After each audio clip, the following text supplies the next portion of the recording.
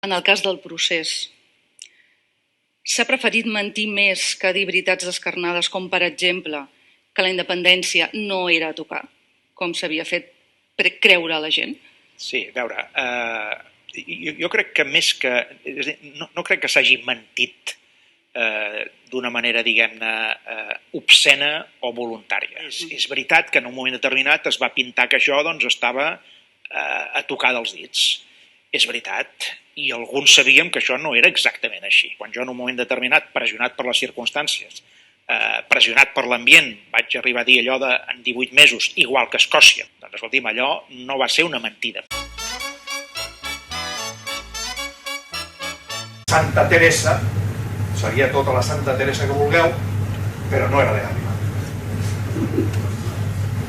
Va néixer a Barcelona.